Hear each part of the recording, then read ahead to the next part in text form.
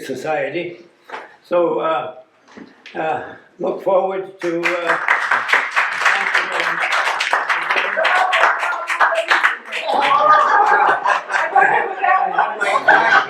have your support system.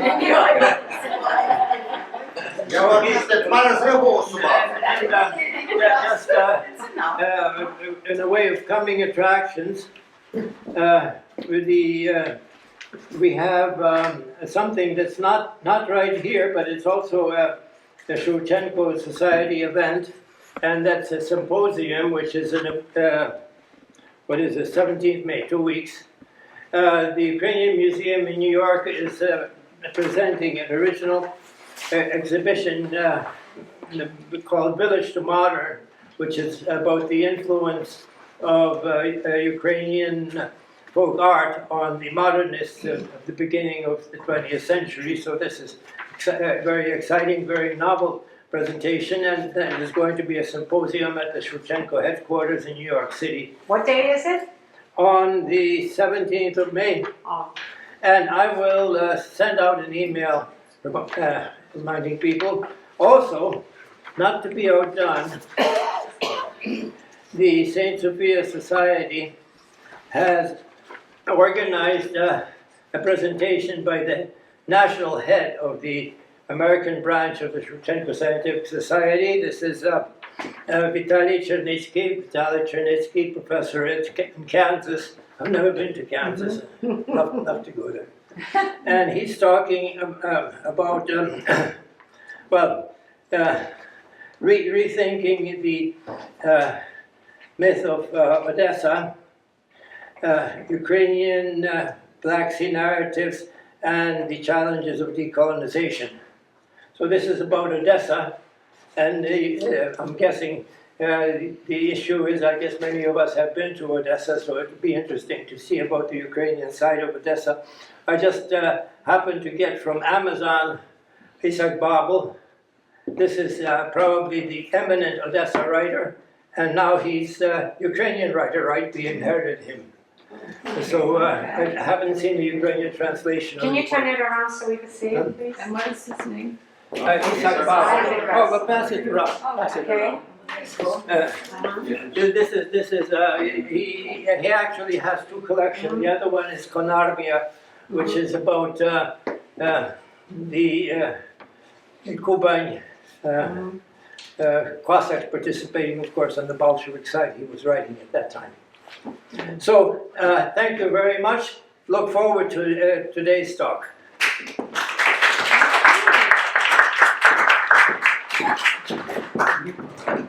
Thank you, our newly elected President, Dr. Oleg Tsichak. Welcome.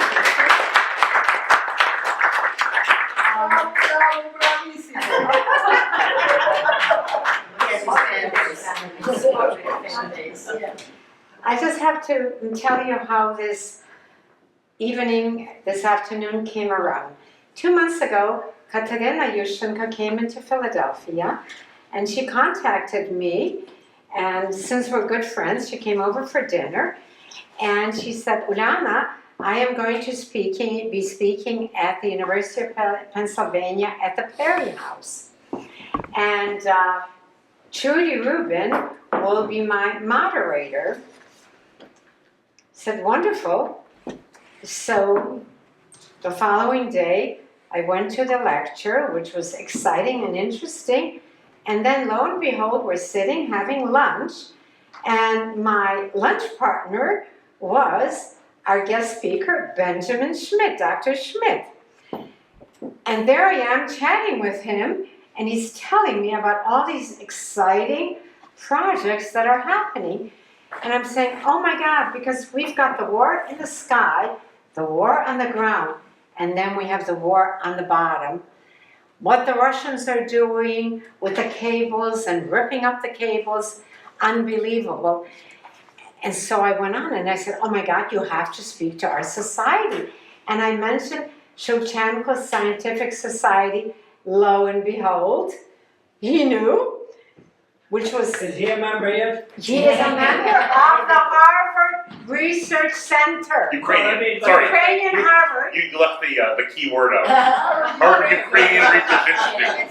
That's right. Not subject to defunding. No. I don't know. Yes. Who knows? I know. And the nice thing was that then he says to me, "Oh, do you know Dr. Sahib Plaki?" I said, "Of course I do." So everything was tied up, and I said, "You absolutely have to come and talk to us." And we have a writer who's going to be writing it to the Ukrainian newspaper. He's sitting right here. Trudy was supposed to come. We were supposed to pick her up this morning, and she's feeling ill. But she said, definitely, please have Benjamin call me because I want to speak to him. She's leaving for Ukraine at the end of the month, and she's going to be going to Odessa plus to the war zone. Now, I shall read the bio of our esteemed guest. Don't get too excited. Oh, but we are. Benjamin Schmidt is a senior fellow at the University of Pennsylvania, where he holds a joint academic appointment with the Department of Physics and Astronomy and the Climate Center for Energy Policy. He is also a senior fellow at the Perry World House. At Penn, Schmidt focuses on the project development and field development of the Simons Observatory. Now, Dr. Bazarko, a couple of weeks ago, we had Dr. Bazarko speak about the Simons Observatory, so we're tying in, which is wonderful. Well, the Simons is a new set of experimental cosmology telescopes and energy support infrastructure under construction at a high altitude site in the Atacama Desert in northern Chile. In this joint role at Penn, he also pursues research and teaching with the Climate Center related to European energy, security, critical infrastructure, protection, export controls policies, and modern sanctions regimes. At Perry House, Schmidt focuses on national security analysis, focusing on the transatlantic community and the Indo-Pacific, as well as emerging space security challenges. Schmidt is a member of the Council of Foreign Relations. He's also a co-founder of the Duke Space Diplomacy Lab, where he's also a fellow of Duke's Rethinking Diplomacy program. Schmidt is also a senior fellow for democratic resilience at the Center for European Policy Analysis. Previously, Schmidt served as a European Energy Security Advisor at the United States Department of State, where he advanced diplomatic engagement vital to the energy and national security interests of the transatlantic community, with the focus of supporting the resilience of NATO's eastern flank and Ukraine in the face of Russian malign energy activities. Thank you. This is going to be so exciting. And first of all, I'm so excited that at this point you're one of us, because you do belong to the Harvard Shevchenko Scientific Society, right? Harvard Ukrainian Research Institute. Harvard Ukrainian Research. But I think we could sign you up to be one of our members also. I'd be honored if Well, we if would be join. delighted to welcome you as we did Dr. Bazarko. So please, Dr. Schmidt, can you? Thank you. Thanks so much.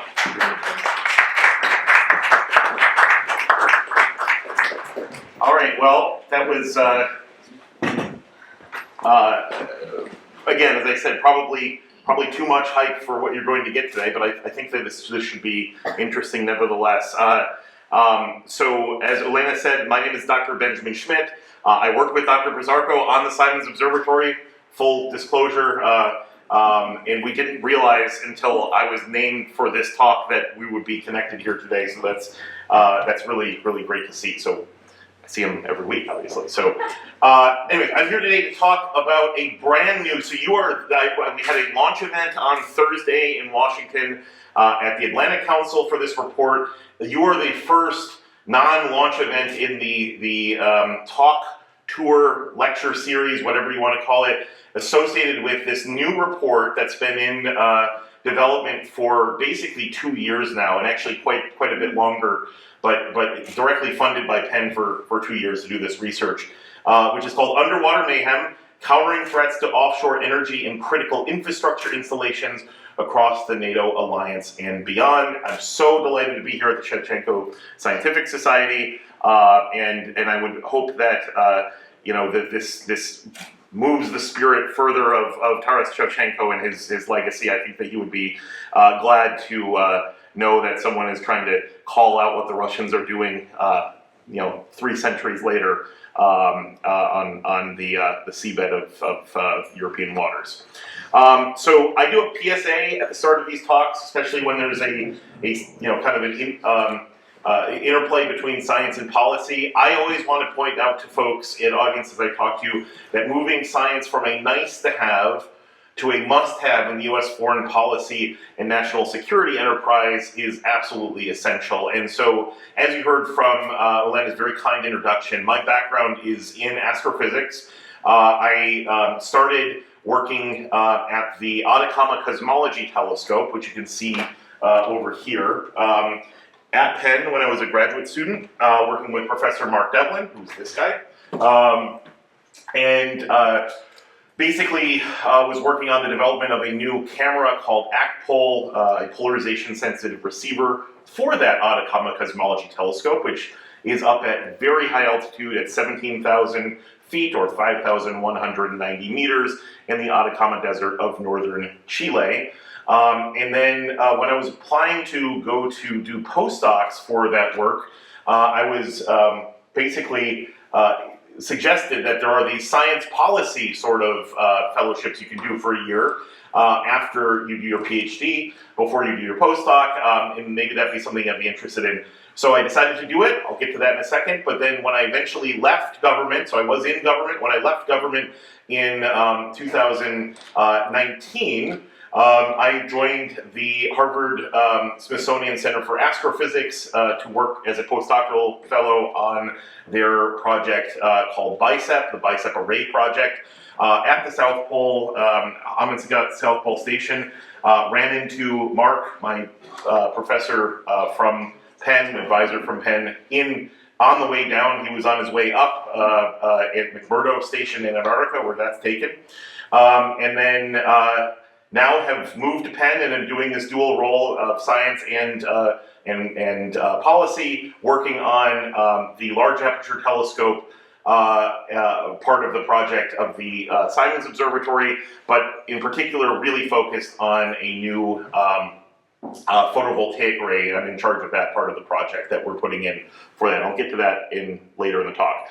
In between that, was working at the State Department. I worked from 2015 through 2019 as European Energy Security Advisor, in particular working on supporting the resiliency of NATO's eastern flank countries, and in particular Ukraine, to Russian malign energy influence. You can see there, if you recognize this is the Bankova. This is a meeting that we had in 2018, yes, 2018, with then President Petro Poroshenko and the CEO of Naftogaz at the time, Andrei Kobolev. And so we're really, really heavily involved in supporting Ukraine's energy resilience, but also its territorial integrity and security. I had been sent out as when I was working at the U.S. Embassy in Kyiv in 2018 to visit a Naftogaz facility on the Azov Sea, basically in a very small strip of land near Strelkova in Crimea that had been retaken at that time by Ukrainian troops after 2014's initial illegal annexation and invasion of eastern Ukraine. And so really am very directly tied to Ukraine's sovereignty and security, and have been working to support Ukraine ever since. And in response for my the best, whatever they say, that no good deed goes unpunished, I was sanctioned by the Russian Federation itself as an individual.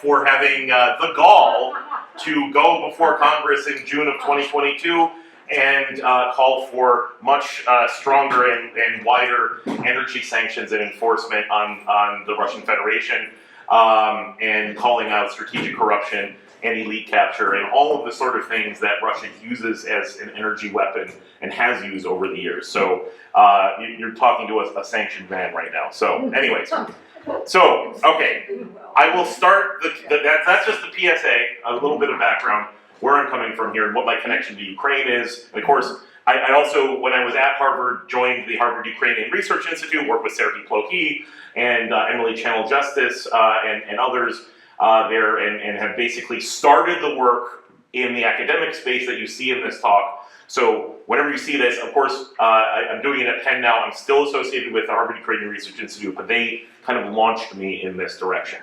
So I'll start with a question to the audience. How advanced are humans in harnessing the energy potential around us? Are we doing Somewhat advanced. somewhat advanced? Yeah. Not advanced. Not advanced at all? Once they were really advanced, anyone? No. No, okay. I think you know where this is going. Not advanced.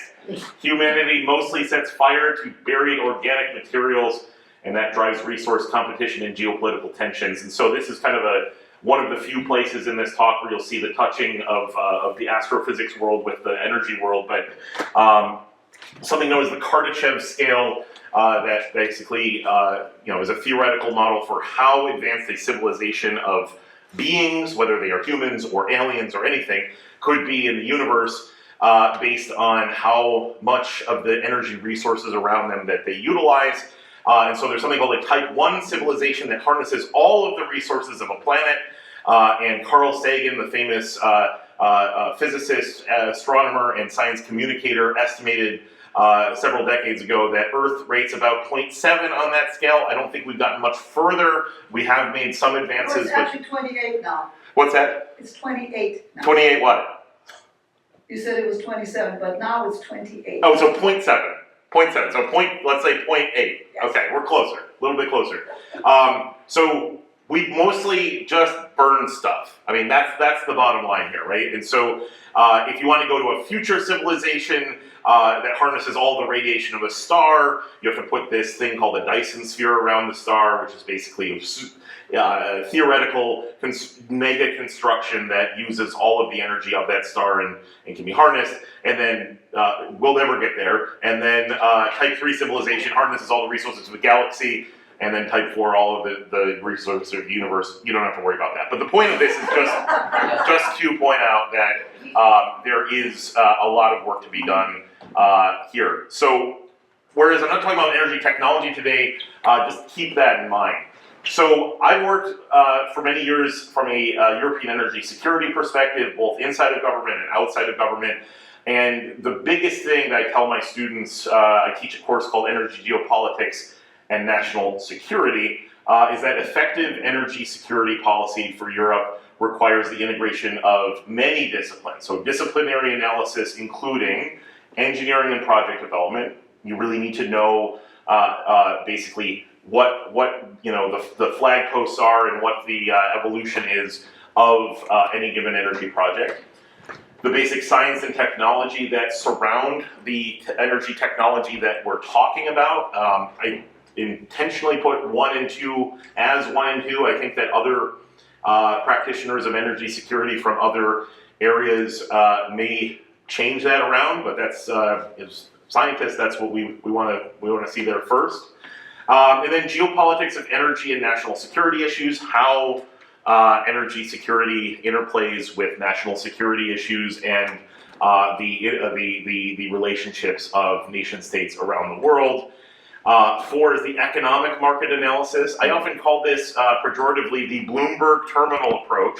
Does everyone know what the Bloomberg terminal is? It's like this computer system that is really tied in with markets and things like this. You get a lot of economic analysis, and that's what a lot of your hedge fund managers and folks like that related to energy use. I point that out because that is part of the analysis you have to do to understand this, but not all of it. And so, whereas it's helpful to understand what the so-called TTF price of natural gas is, in the Netherlands to understand where Europe's benchmark energy prices are, that doesn't tell the whole story. And so, for example, people in the Nord Stream debate, which we'll get to in a second, often would say, well, the price is this, and there'd be no reason for Russia to take such an action because of that price or something like that. And the truth of the matter is, there's a lot of these other pillars that are outside of economics that are driving these energy security decisions. Legal and regulatory analysis, that's absolutely fundamental here. Data science and open source geospatial or satellite intelligence. Understanding networks of foreign influence and their motives, and then fluency in disinformation, of course, because Russia's involved, that's a big thing, and much, much more. And here is a picture down here that shows that geospatial satellite intelligence aspect in really clear terms. This is from November 18th, 2022, when the NASA Worldview satellite data aggregation system showed Ukraine, after a massive bombardment by the Russian Federation of their energy and critical infrastructure installations across the country, again, civil, not military energy infrastructure, causing Ukraine to go into a massive blackout, whereas every other country that rings Ukraine, including the Russian Federation and Belarus, have electricity. Ukraine did not at that moment, and this is often compared to the very famous satellite images that are taken in the Indo-Pacific and in East Asia in particular, where the DPRK, where North Korea is basically blacked out compared to South Korea and China and Japan and Russia around it. So just really showing that you can see these impacts starkly from space. So to fully integrate what we're doing in terms of responding to European energy security policies, holes or anything that needs to be improved, I really have always advocated for this 5-pillar approach. There could be more pillars, there could be less pillars, but these are really all of the attributes that we had to think about. And I'll go through that to start the talk to kind of give a contextual basis of what the research that we're doing is driven on. So that includes Pillar 1, which is diversification of European energy infrastructure itself. 2 is European energy market liberalization and regulatory structures. That's the legal side, so I call those the hardware and the software of European energy security. Cyber and physical security of energy infrastructure. The operational energy security supporting NATO's defense objectives. And then finally, kind of all of the rest that we see when Russia brings its energy to bear against European democracies, including Ukraine. That is countering Russian malign energy influence, strategic corruption, disinformation, and elite capture. So what does that all mean? First, we need to build out, and what one of the biggest policy areas over the past decade has been, is building out this hardware, the diversification of source countries, of delivery routes, and of fuel types, to make sure that the European Union and Ukraine and basically every democracy across the European continent can diversify their energy infrastructure, their energy types, their sources, and make sure that they are less dependent on Russia than they had become, which was significant, right? In just the years before Russia's full-scale invasion of Ukraine, even after the 2014 invasion of Ukraine, Europe continued to increase its dependence on Russian natural gas to its own national security detriment, which means that in the case of what was going on in 2021 and the run-up to the full-scale invasion, Europe was still very dependent on Russian natural gas, and to the extent that Russia was weaponizing energy by not taking market actions to send natural gas to Europe and depleting the gas storages that were owned by Gazprom, Russia's state-owned gas company, across the European Union. And then those that supported Russian energy, like German Chancellor Angela Merkel, had the nerve to then still come out and say, we don't see any energy weaponization going on, therefore projects like Nord Stream 2 should continue. And unfortunately that continued all the way up until the full-scale invasion itself, and just 48 hours before the tanks began to roll in February of 2022.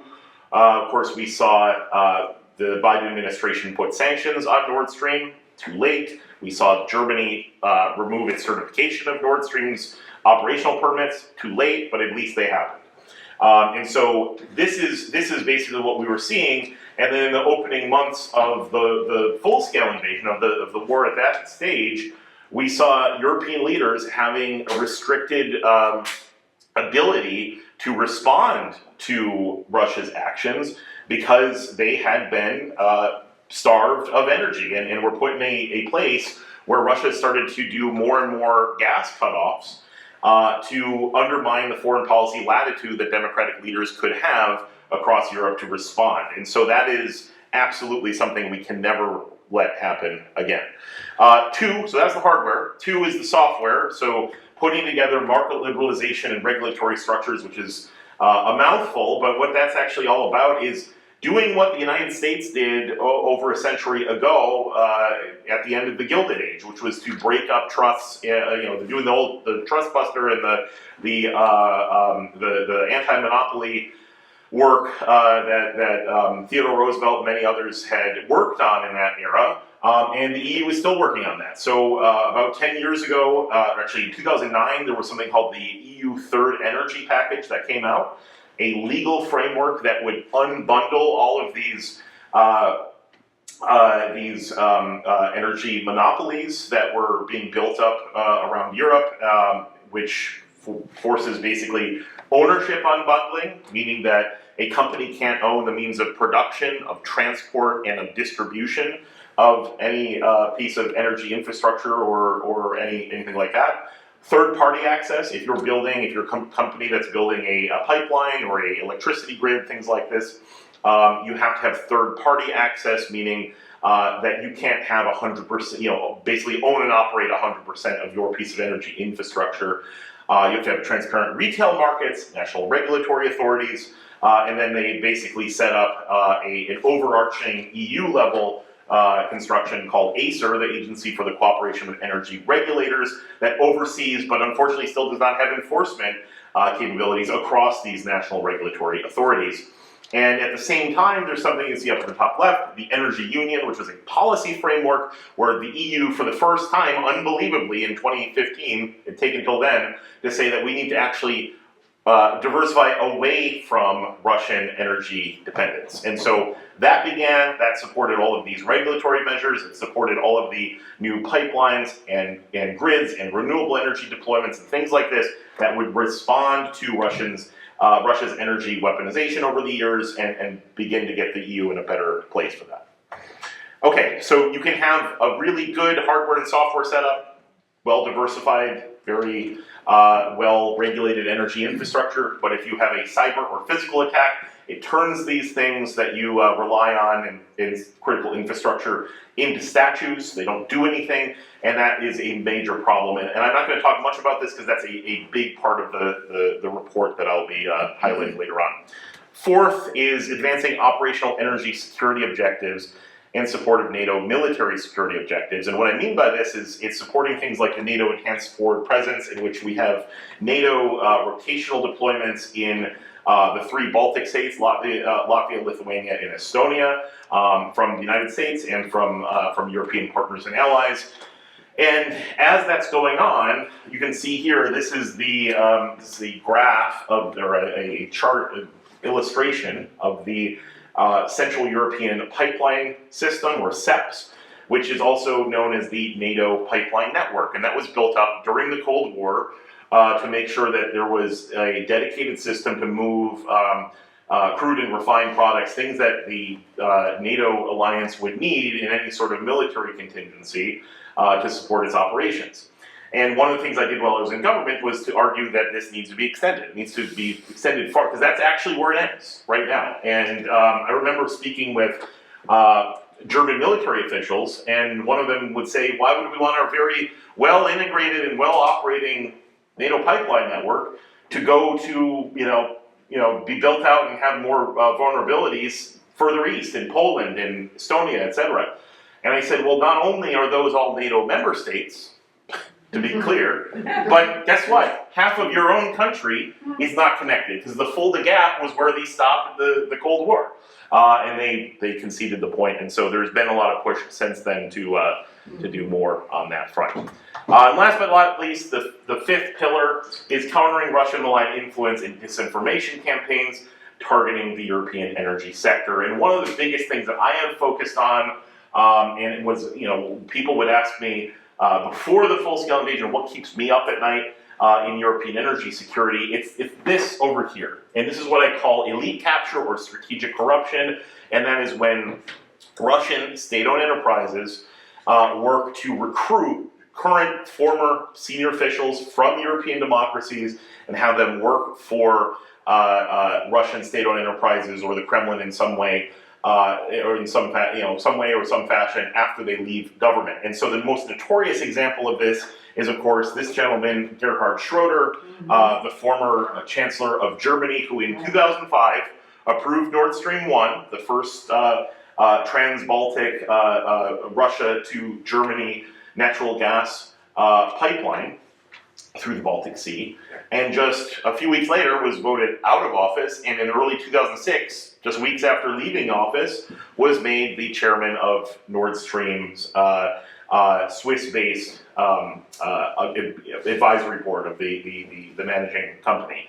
Since went on to be one of what are called, people would call him one of Putin's most notorious Trojan horses, or effective Trojan horses in Europe. I honestly think that is a big insult to the Greek army, because looking at him and saying that's a Trojan horse, when you really know what sort of policies he supports, is like the Trojan horse being rolled in, where the Greek army just sits on a cart and is rolled in and with no horse around it, right? So there's no mystery, great mystery of who this gentleman is.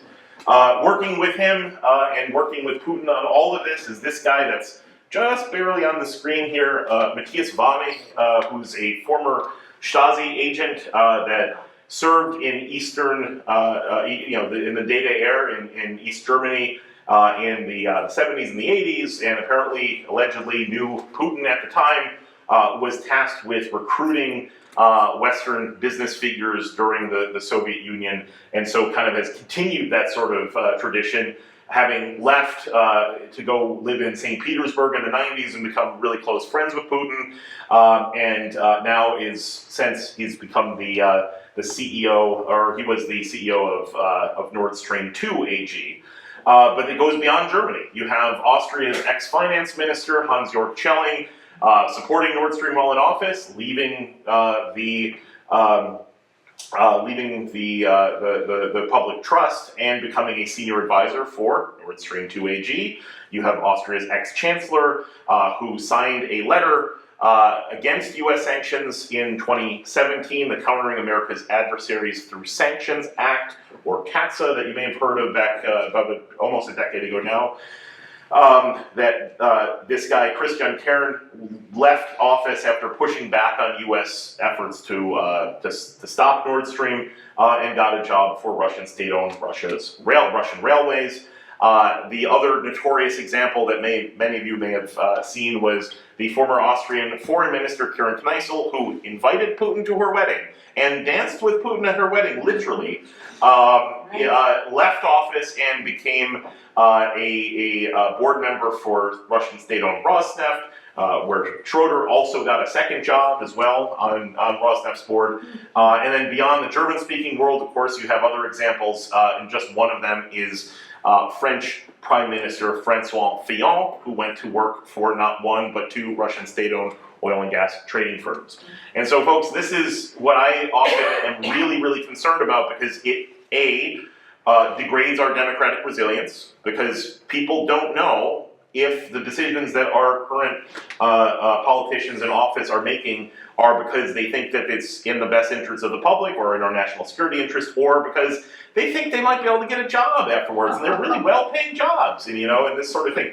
And so, so that is on one side, and secondly, they ultimately start to push that strategic corruption element back into Europe and into the transatlantic community. And so I've called a number of times, including before Congress in the United States. I've called for this in front of the Canadian Parliament on multiple occasions, and also talked to folks in Brussels about this, is to call for a vote on a new piece of legislation that in the US case could be called the Stop Helping America's Maligned Enemies Act, or SHAME Act, okay? Because if small case shame won't work, then you have to have a piece of legislation that would make it illegal for this sort of thing to happen. And so just last year, the US House of Representatives introduced a variant of that concept called the Stop Helping Adversaries Meddle in Everything Act, that would stop the ability of former US officials, again, shame, it's all about branding at a certain point. So the SHAME Act, because these folks are shameless, so you need a piece of legislation to actually shame them into stopping this practice. Hasn't been passed yet. Hasn't been passed in any jurisdiction of the transatlantic community, and for the most part, it's legal to do this. And so that's why we call it elite capture and strategic corruption, not alleging specific illegality, but it absolutely should be illegal. And so this is something we need to keep hoping and pushing for. Okay, so with all of that in mind, we've kind of looked at this as Russian energy weaponization over the years increasing in its magnitude. And so we had at the bottom of this scale the elite capture, the former, the Schroederization of Europe, as I sometimes call it, and others have named, including former Estonian President Toomas Ilves has kind of coined this Schroederization, or Schroederization, as they say in other parts of Europe. So that's one. The lawfare pushing back on anti-monopoly practices that the EU wants to deploy against Gazprom. The cyber attacks that Russia has launched over the years against European energy infrastructure. And then, of course, you have either threatened gas cutoffs by Russia against Europe. It certainly has happened against Ukraine many times, 2009, 2014, 2018, etc., well before the full-scale invasion. And again, reminding you of just how dire that this can become, because you can create energy poverty really fast, and again, that undermines the democratic resilience of these countries that are impacted by Russia's energy blackmail to do various political moves that the Kremlin wants to see. For example, in 2021, in the fall, just before the full-scale invasion, we saw Putin very specifically call on Moldova not to sign an agreement with the EU on trade, because if they did that, then there might be something that will go wrong with your energy. And of course, that all pales in comparison to what we've been seeing for the past 2 years, which is two trends. One is the logical apex of Russia's energy weaponization, which is what's been going on in Ukraine. Overt, very public military targeting by the Russian military of civil infrastructure, energy and critical infrastructure that the Ukrainian people rely on by basically Russia's illegal invasion, so basically targeting and kinetic strikes, all of these pieces of infrastructure, and at the same time we've been seeing sabotage more and more against energy and critical infrastructure across the European continent outside of Ukraine. So I can't imagine anything more that you could do to weaponize energy than physically bombing energy infrastructure and supplies. And so indeed that is what is going on. So in response to that, the University of Pennsylvania's Kleinman Center for Energy Policy has supported me for the past few years on a research project called Underwater Mayhem, Countering Threats to Energy and Critical Infrastructure Across the NATO Alliance and Beyond. And it has brought me to a number of countries across Europe. It has brought me to the Indo-Pacific. looking at the increasing number of not onshore energy infrastructure and critical infrastructure sabotage, which of course we have seen, and we have seen it to an extent that Russia, Russian actors and/or non-Russian nationals that have been recruited by the GRU, Russia's military intelligence, on social media apps like Telegram. We've seen a lot of that in the on the onshore space, and we've seen this actually be attributed. But we've seen a lot of offshore incidents that have happened, and they're much more difficult forensically and policy-wise and all of these sort of things to respond to, and as a result, that's what I wanted to have us focus on. And so this is a report that is authored by myself, the former Polish energy minister Michał Kurtyka, and a very prominent energy law professor from the UK who's now living in Brussels, Alan Riley. So kind of coming at it from three different angles, kind of a technical angle, a policy angle, and a legal and technical angle. And I should say before we get into this, you might say, if there's a question, have I seen any of this go on myself? Answer is yes. I was giving a talk on this in progress at the time research in January of last year, January of 2024, in Bonn, Germany. And I had to leave to fly back to the Harvard Ukrainian Research Institute to give a talk the next day. And so I had to get to the airport in Frankfurt. And so I was going to take a high-speed rail line from Siegburg-Bonn to the Frankfurter Flughafen and Frankfurt Airport. And guess what? When I logged in to get that train, every train along that line suddenly had been basically canceled, and the reason was vandalism, which ultimately was shown to be sabotage. Someone somewhere decided it was a good idea to go and cut all of the electricity lines to this line. And so yes, at a conference that I was speaking about energy infrastructure protection from sabotage, I had to leave that early and announce to the crowd I had to leave it early because of energy infrastructure, of critical infrastructure, transport infrastructure sabotage in this case. So it really, that's just, wasn't a big deal for me, but of course, it's something you see up front, and there's a real human element to this as well. So our project spans the globe and has looked at kind of a number of case studies, only two of which are in our first report. We will have future volumes that cover the rest. But it starts with the Svalbard cable cut in northern, basically the telecommunications cable between northern Norway and Svalbard, which is Norwegian territory near the North Pole. Includes the Nord Stream 1 and Nord Stream 2 pipeline sabotage in September of 2022. Then flips to East Asia, the Matsu Island cables between the main island of Taiwan and the Matsu Islands that are Taiwanese territory. Then back to the Baltic Sea in October of 2023, the Baltic Connector pipeline and telecoms cables that were cut and destroyed in October of 2023. Then a year later, in November of 2024, the Sea Line 1 and BCS cables, these are all telecommunications cables, were cut in the Baltic Sea and impacted Finland, Lithuania, Sweden, and Germany in that case. Getting a little closer to home, the APCOS cables were cut twice last year in what has been called intentional, cable cutting in northern Atlantic Canada between Prince Edward Island and Newfoundland. So getting pretty close to us down here. The S-Link 2 interconnector and telecoms cables that were cut on Christmas Day of last year in 2024, and then just this year in 2025, not one but two strategic cables were cut to Taiwan. One, the Trans-Pacific Express telecoms cable that connects Taiwan with the United States, Japan, South Korea, and other countries, and another to the Penghu Islands, which is another set of islands that is part of Taiwan.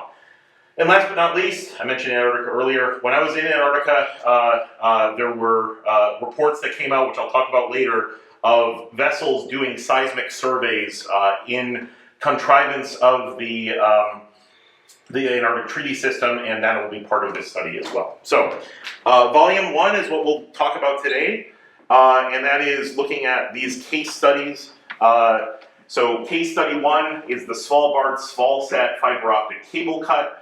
And basically what we saw was in January 2022, just 6 weeks before Russia's large-scale invasion of Ukraine, one of the two main trunk lines for the Svalbard cable were cut that basically connect this guy, the Svalsat station, which is the largest ground-based commercial satellite communications station in the world, and also one that is at a extreme northern latitude, so it can connect with all sorts of polar orbiting satellites. And that was cut and shown to be cut, and I'll just show you here, this is actually the small house where the cable starts in Svalbard and goes out into the sea, so we actually tracked that down. And it was cut here by this, it was cut up here and cut by what we showed on AIS, which is an automatic identification system where vessels, if they have this on, you can track them online on places like marine traffic and other resources online, but it's supposed to be for deconfliction, kind of like air traffic control deconfliction of where vessels are so they don't run into each other and you can understand what they're doing.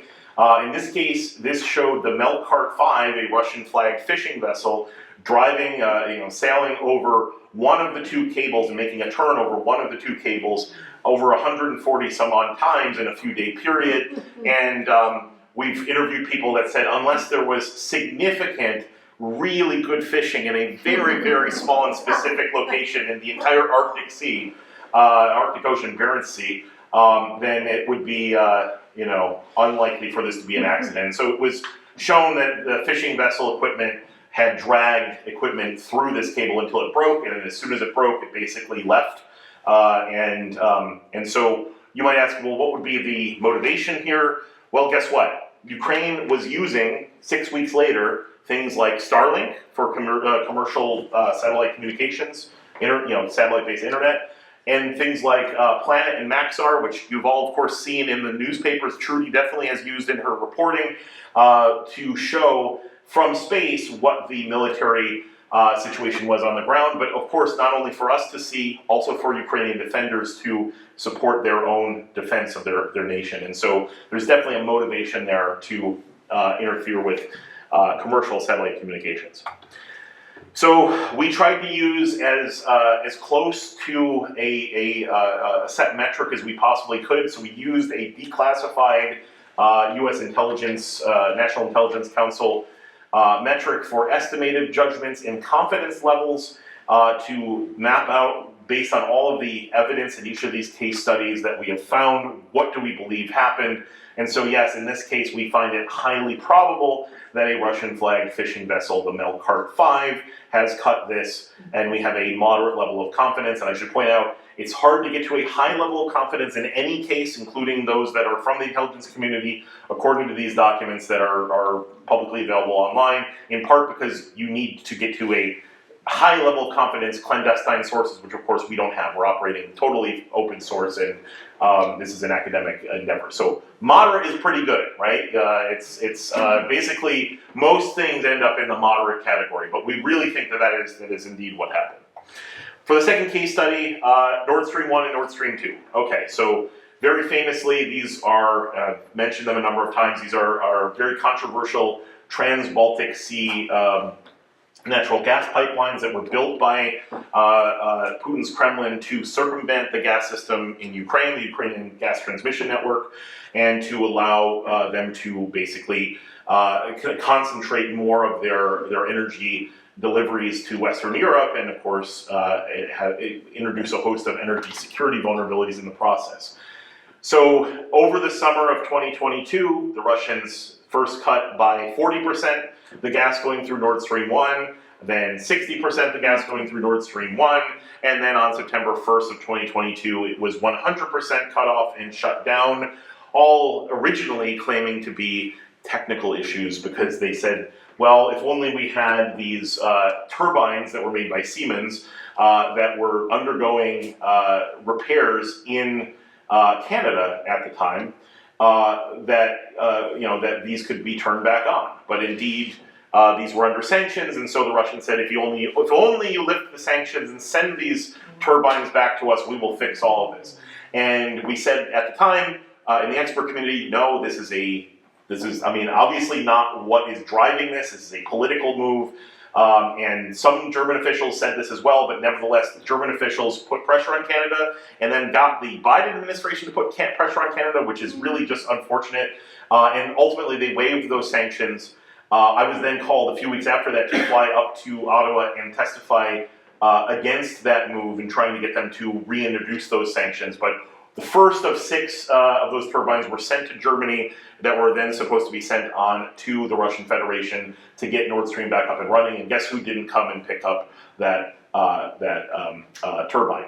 Vladimirovich Putin. So again, it was a feint that they used to try to use energy weaponization, deploy energy weaponization, and put it behind a guise of technical issues, which is what you'll see in almost all of these cases.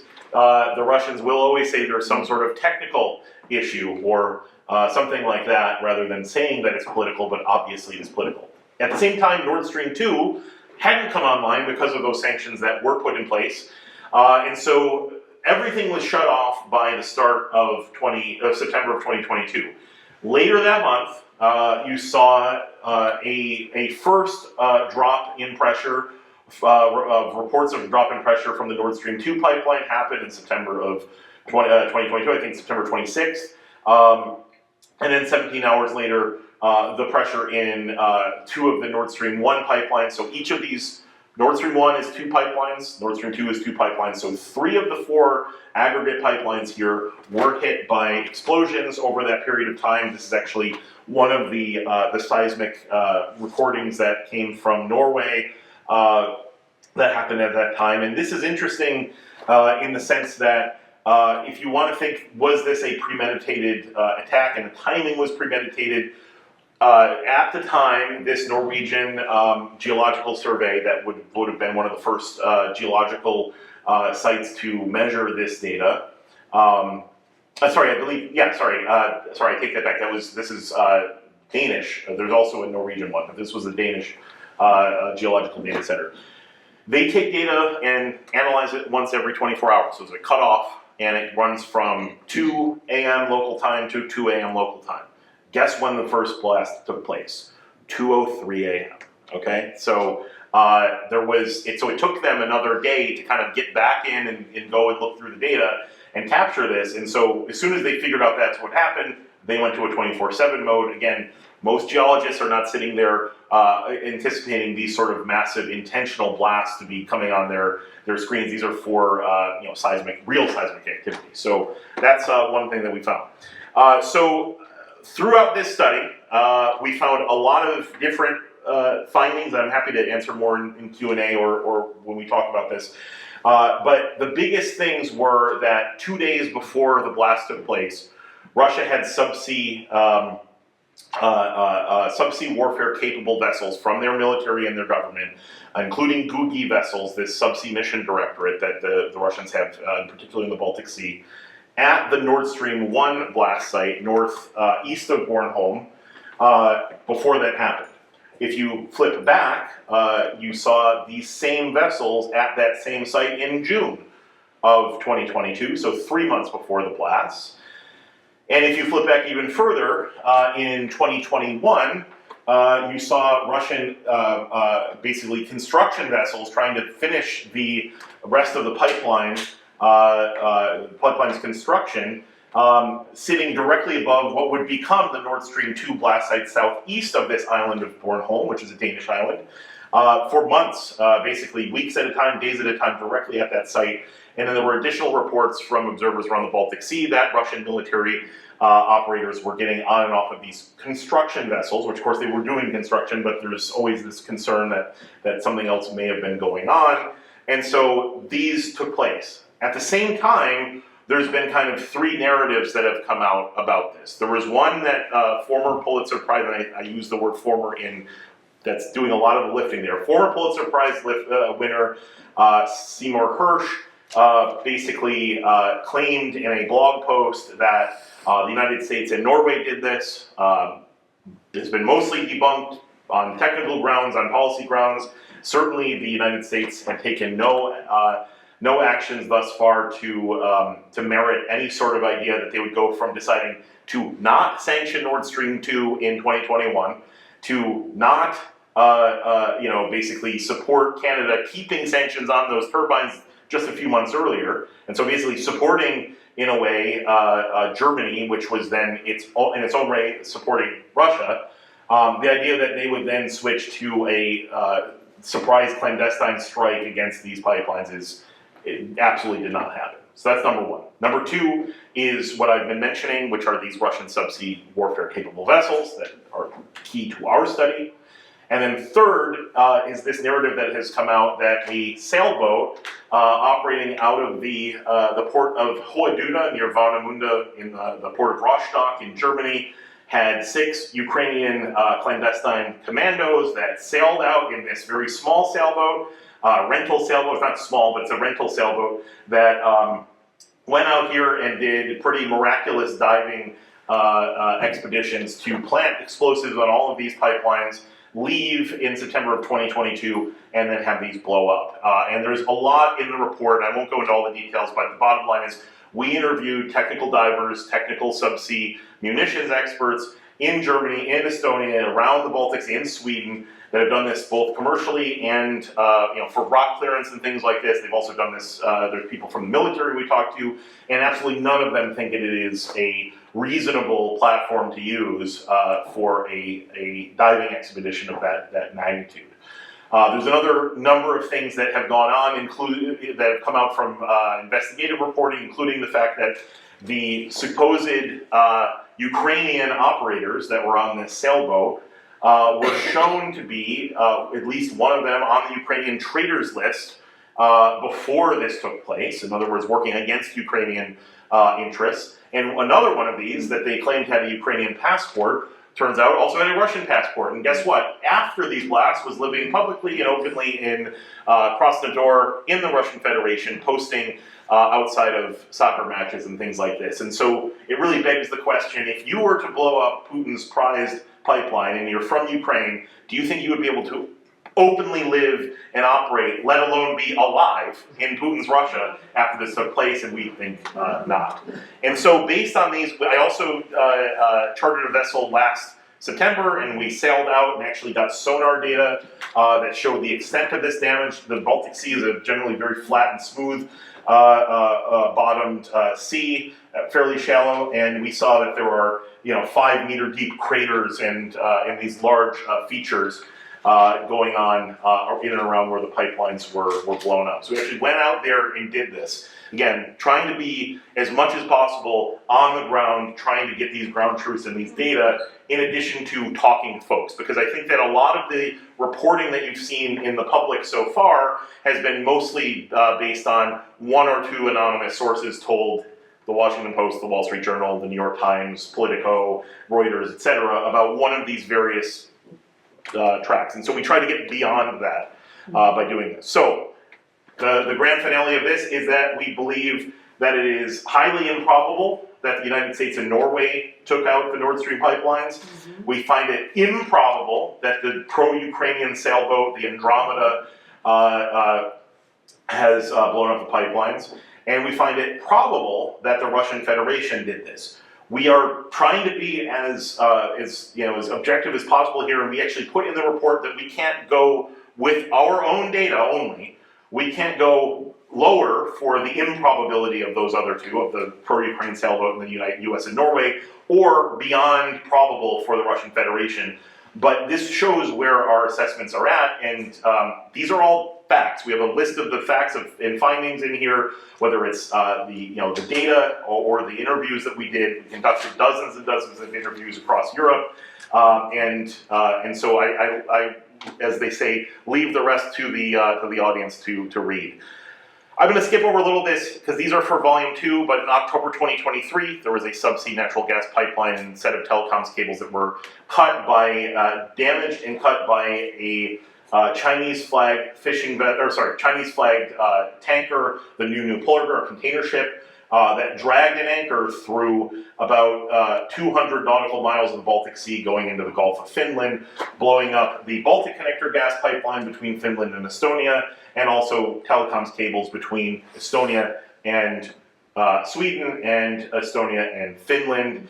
Again, we will release our findings for this in our next report, but again, it's pretty clear what happened here, and it's very, very unlikely that this was an accident because, among other things, talking to many ship captains for this project, this research project, we have found almost none that have said that it is reasonable to drop an anchor and drag it for 200 nautical miles moving at full speed through the Baltic Sea or any sea. Nevertheless, there are a few people that are out there that are willing to say that that could still possibly somehow be an accident. And there was a headline in the Washington Post that came out in January of this year that said, quote, "Accidents, not sabotage to blame for these incidents, officials say." And when you read the article, there are one or two officials speaking off the record that say there's not enough evidence to show it's specifically sabotage at this time, and then all of the rest of the experts that are speaking on the record, including folks that are directly involved in the investigations in Finland and Estonia and elsewhere, are saying, hello, we have all this data, there's no scenario in which you would do this as an accident. And I just got back from Helsinki a couple of weeks ago where I talked to the chief investigator at the National Bureau of Investigations, their FBI equivalent in Finland, who automatically asked me basically, what's with this headline? So you'll get more about this in volume 2. There's also the Sea Lion one, the BCS cable cuts that took place last November.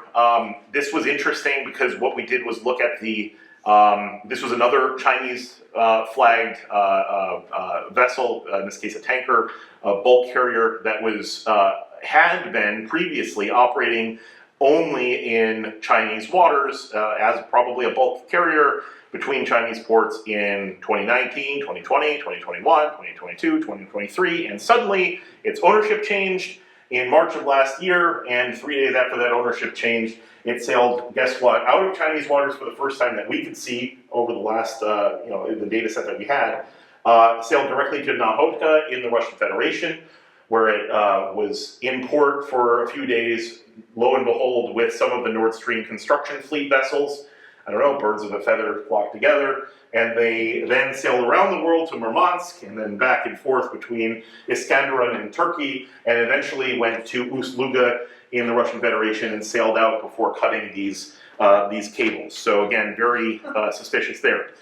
And there's more. On December 25th, 2024, so Christmas Day, ruined my Christmas because I suddenly had to start looking into this at the same time.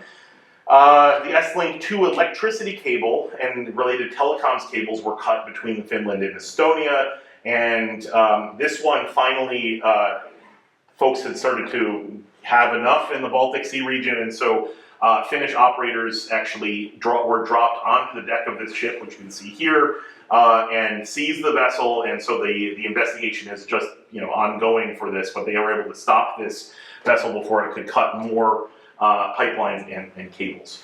And so that took place, and then even more, as I said, there were 2 cuts in the Taiwan Strait area in January and February of this year. So again, these sort of incidents continue to happen. It is a global issue set and something we need to be very concerned about and responding to.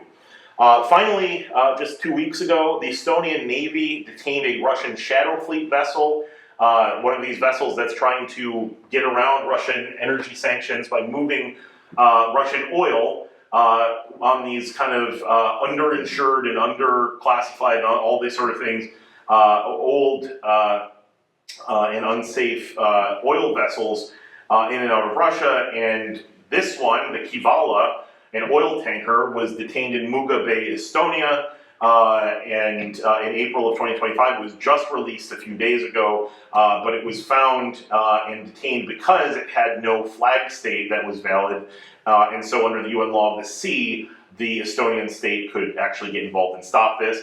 I happened to be there while this was detained, and so went out to Muuga Bay and paid it a visit, and of course it was not only this vessel here, the Kivala, but the Estonian Navy that was keeping a close eye on that vessel.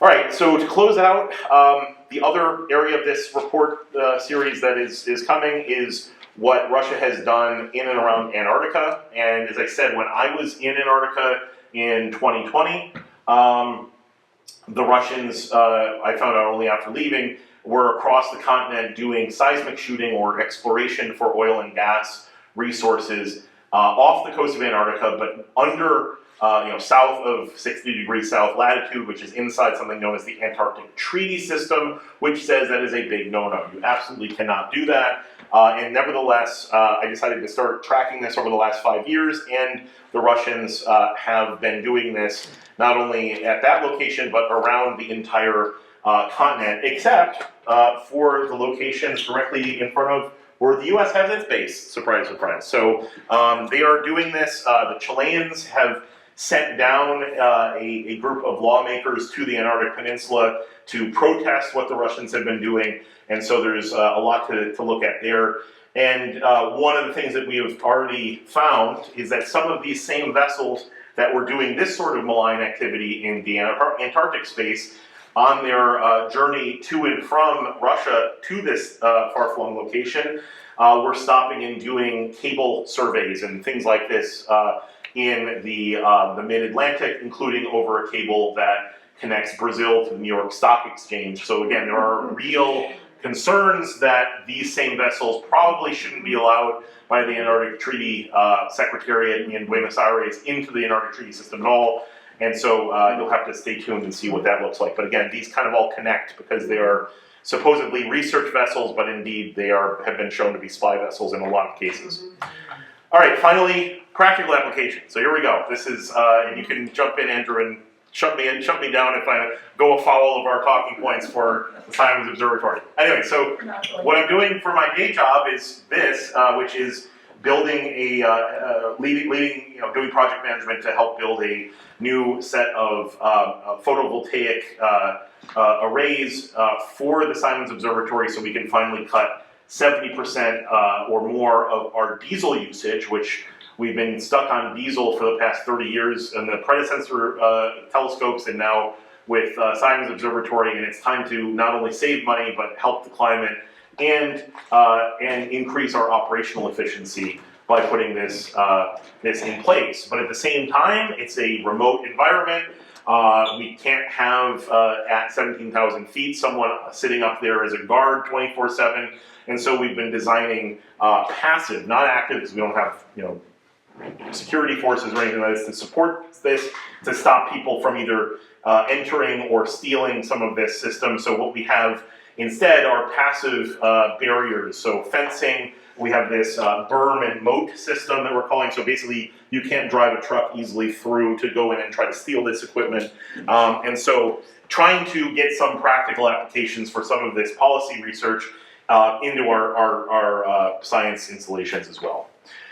Okay, so closing out, what should we do, especially for the underwater mayhem pushback? Number one, NATO Article 4 consultative mechanisms need to be utilized by member states in which sabotage has taken place and has been attributed to Russian actors or GRU-backed non-Russian nationals. I should point out NATO Article 4 is different from Article 5. It's not necessarily a military response. It basically just says that the allies have to consult if any of them feel that they're being threatened in this way.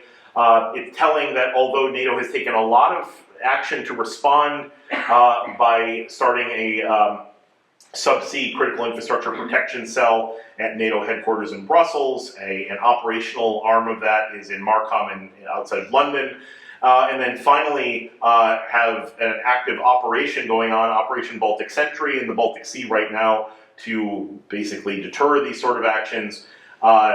We still haven't seen Article 4, and that is unfortunately, I think, part of the the U.S. tradition from the Biden administration going into the Trump administration of not wanting to quote unquote escalate, or in the Trump case, accommodate the Russians, and other member states like Germany not wanting to do that as well. So we need to get Article 4 so that our citizens know what's going on and that our political leaders are taking this seriously, and also so that the Russians know that we know what they're doing. Two, NATO should release a full accounting of energy and critical infrastructure incidents since the start of Russia's 2022 large-scale invasion of Ukraine. And finally, NATO should support more open source intelligence and policy analysis to do this. And it's not just to say, for us to do this, but build this out in the academic community so we can build capacity. These are really, really large-scale global threats that we need to start pushing back on. And that's it. Thank you. Questions?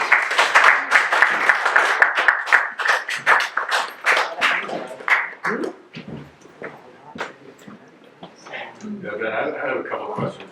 Yes. So I guess from what you're saying, if we just consider like plotting over time the incidence of these, cables being cut, I guess it must be true that you've given us these bunch here. I guess if we look back, it didn't happen so much. This is definitely, it's a little hard to say, these are their accidents often always happen. Something, So in the past, so cable cuts do happen, but the pathology, and they do happen on accident, but the pathology is a bit different. So you have a situation sometimes where, so all nautical charts, if they're well done, show in littoral waters or waters near the shoreline where cables and pipelines and things like this are. And it shows that so that a ship captain doesn't mistakenly drop an anchor and hit the thing. But they still do this, and they do this sometimes on purpose because it's such a bad weather condition state that either they're going to go down if they don't anchor, basically they'll sink if they don't anchor, and they do, so they know, and they call the cable company and say, look, we cut your line, sorry, there's going to be a big lawsuit, but at least we knew what happened. There's also a situation where a vessel could be in shallow waters, anchor off a shoreline, and then suddenly, and they've done so safely, but suddenly the weather is kicked up and they drag, the vessel is pushed and it drags into a cable and they break it in that manner. There's also, if a vessel of that scale loses steerage, you might actually have to drop an anchor to help stop the vessel. But again, we've talked to people that say it would be wild if you went beyond a few nautical miles maximum.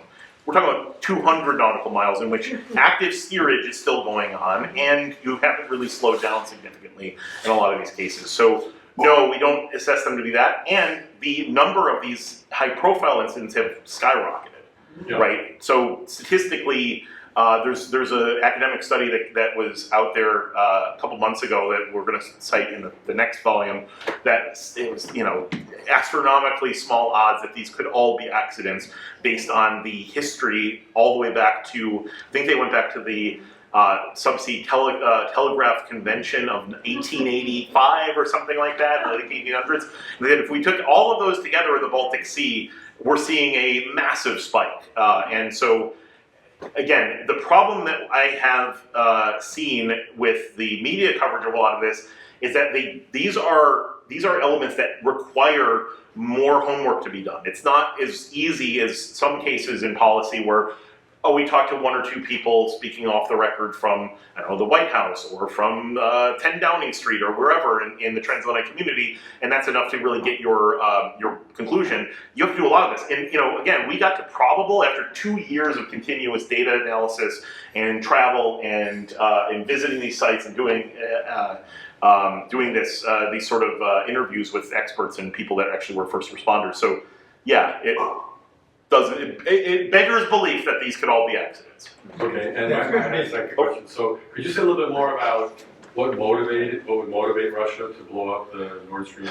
So there's a big section in there that Alan Riley led on the legal and technical side, or the legal and economic side.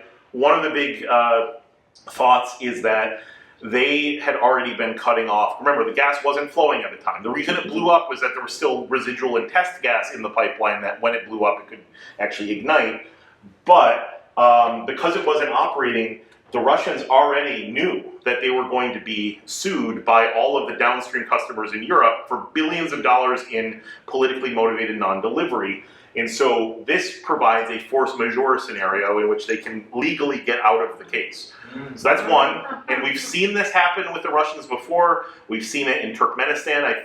It's in there. Turkmenistan, in I think Georgia, a few other locations where in 2009, 2010, that area, we've seen likely cases in which the Russians could have blown up their own pipeline or electricity interconnectors to the Russian Federation on the Russian side of the border, by the way, not in these other countries. And then they suddenly were able to claim, or they went to court and claimed force majeure. So this is not something that has happened like that as a concept for the first time involving Russia, involving Russian state-owned energy enterprises. So that's one. And then the other thing is to put more pressure on Ukraine and to put more pressure on Europe and say, look, we can reach out and touch anything in your territory as well. You better not support Ukraine as much. You better, do all these sort of things. How do you prosecute a vessel, a suspected vessel in international waters? So this is a problem. So the Kivala, that vessel that I visited the other day that the Estonians had taken, that was in their exclusive economic zone. So first of all, in the Baltic Sea, there is no international waters. So it's not large enough because the exclusive economic zone is the only thing you could consider international waters outside of the territorial waters of any of these Baltic Sea states. And so, for example, it can be difficult if they don't comply. So the Estonian Navy came out and asked them to stop. If they don't stop, then it's a question of what you do next. And so the Estonian parliament just 2 weeks ago actually passed new legislation giving more guidance on what their military can do to actually respond directly to interdict or stop these vessels. In these cases, those that have stopped under their own volition after being pursued by European navies or NATO member state navies. But some of them haven't. The new polar bear in the Baltic Connector case, it got away, right? They weren't able to, they asked it to stop, it wouldn't stop, and it got out of the Baltic Sea and went back to China, escorted by a Russian nuclear powered icebreaker, Shevchenko, who, by the way, was also in the Antarctic Treaty System and doing some of the cable stuff. And so it's all one big happy family. Okay. Yes. Since we're aware of all of these incursions and also cyber attacks around Europe and other parts of the world, are we retaliating? And if not, why not? So we need to first understand. I mean, right now our policymakers. I'm not aware of any like you mean like tit for tat. We're going to cut your cable, you cut our cable. I'm not aware of that. That's not something I'm looking into specifically.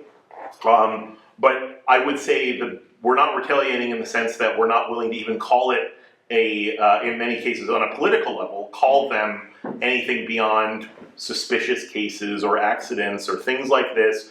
It is interesting though that with all of those kind of political mealy-mouthed response sort of statements to the press and statements to the public, that nevertheless NATO has deployed a full operation to deter and detect subsea infrastructure sabotage operations in the Baltic Sea region, and it stands outside of logic that you would have NATO do that if you didn't think there was really a problem. So yeah. Do you think the recent blackouts can be part of the pattern? You mean in Portugal and in Spain? Unclear. I was finishing the last of the edits for this volume that came out on Thursday as that was happening, so I haven't had physical time myself to look into it. But I don't think there's any. I don't know is the answer, and so we're going to have to see what actually caused it. They said there was an outage of 5 gigawatts for 30 seconds or something like this. If it was something in the damage to interconnectors between the Pyrenees Mountains between France and Spain, I think there would be a higher case, larger possibility that it could be sabotage. But it's unclear right now what happened, whether it's a cyber attack, whether it was actually some sort of technical malfunction. So we'll see. But one thing that really this sticks out to say is that France has been blocking the building of more interconnectors, whether it be electricity or natural gas, from the Iberian Peninsula into France for many years, and that's for purely economic reasons. They think that it'll undermine their own market, and so this once again shows that you have to have that redundancy, because if this had happened in other much more well-connected areas of Europe, it may have not been a widespread outage for that long. And a follow-up question, do you think that these instances are part of a bigger plan or strategy of Russia? Yeah, absolutely. I mean, they clearly have started this sabotage campaign against energy, telecommunications, and transportation infrastructure over the past few years. And what it's aimed at, we believe, is undermining Western support for Ukraine, bringing the war to countries that are not Ukraine and saying, boy, you don't want to have more of this happen. And it's also to just undermine democratic resilience in the sense that their populations don't have as much trust that their officials can protect them from these sort of incidents taking place. Could it be more like a preparation for offensive? Yeah, so we find in this report as well that the Svalbard cable cut in particular, but also possibly Nord Stream, but definitely the Svalbard cable cut, appears to be what is known as a military shaping operation. And so what a shaping operation is what you do if you're an invading force to prepare the battlefield and beyond. And so in the European theater, cutting things like telecommunications would be something that would possibly help them as an invading force. And of course, we saw that in Ukraine. There's all sorts of cyber attacks that took place before they had the full-scale invasion, and this has, of course, been going on for some time. So yeah, shaping operation. Yep. Do you think that if this is going on, will that therefore it'll awaken the Western world to become more self-sufficient and self-contained, a la the strategy that supposedly Trump is initiating in the United States? So, I think that one of the things that you have to remember about Europe is that it is very difficult for individual European member states to be energy independent.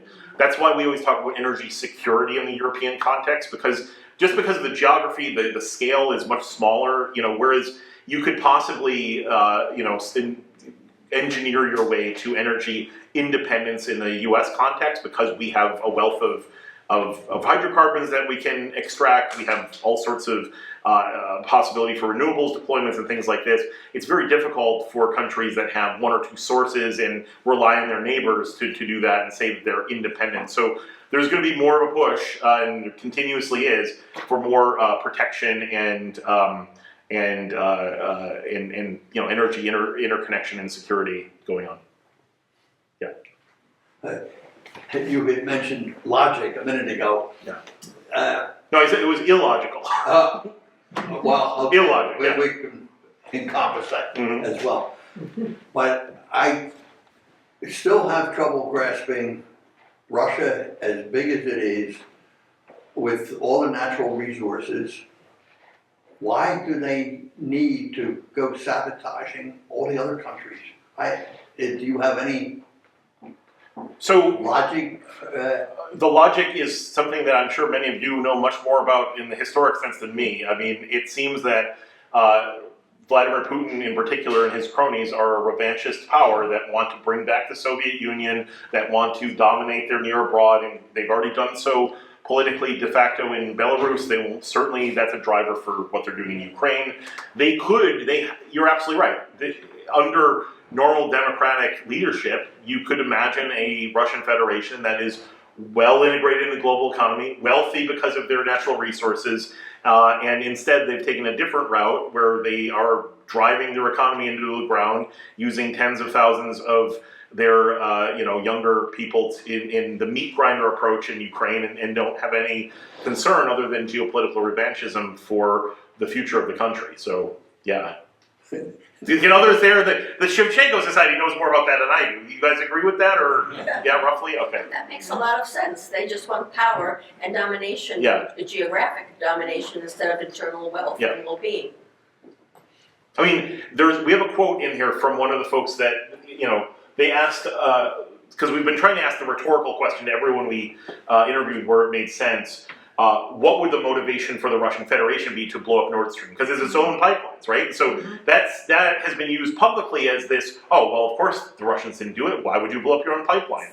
But two highlights in the report where someone said something I thought it was really good, and I've kind of highlighted it further, is one, they had already cut off all the gas. And so they had killed the golden goose, which they're selling their gas to Europe. They killed the golden goose. So at that point, why not? The person said, they killed the golden goose. Why not at that point shoot it in the neck as well? And so that's one. And the other said, you can say this. Have this question: why would the Russians do this to themselves? And have the same question for why would they invade Ukraine? Neither of them support their self-interest, right? Invading Ukraine cuts them off from the West. They have all sorts of sanctions and export controls against them, and it undermines their own future as a global, positive force of any type. And so, as a result, these sort of actions are self-sabotage on their own right as well. I can't think of one thing they gained by going into Ukraine.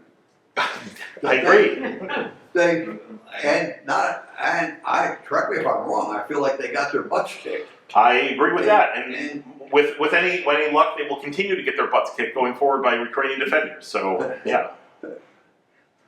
Okay, if you could talk, we'll maybe jump down to Antarctica again. Sure.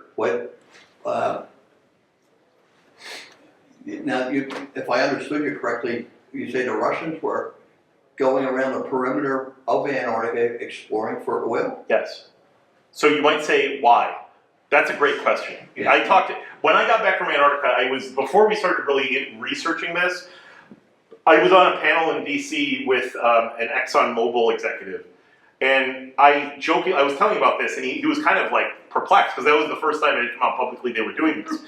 And I said, how much would the oil price have to be to make that economic in any way, like to break even, right? And because remember, you're many, many thousands of kilometers away to get to Antarctica from the Russian Federation, and then to set up some sort of supply chain in one of the most difficult to operate. It's kind of like operating in space after a certain point, right? And so to get down here and actually build oil platforms in the offshore, operate them, and have a supply chain that would bring it back to some place to get refined.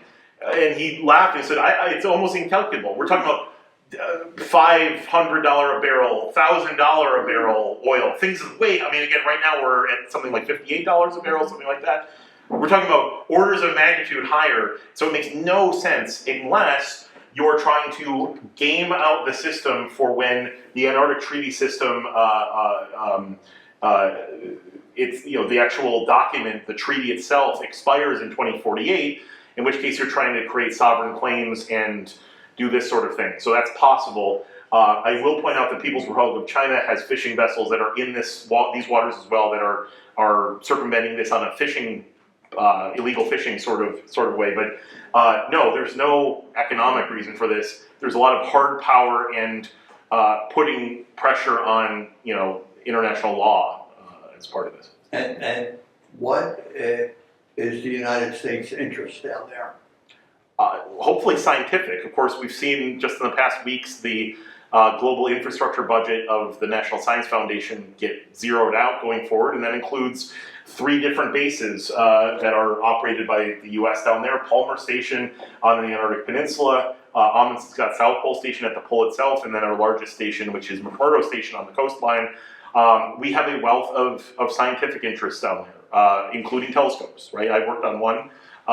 They're in our field, they're in the cosmology space, and what's more, we want to be down there for monitoring climate change, monitoring the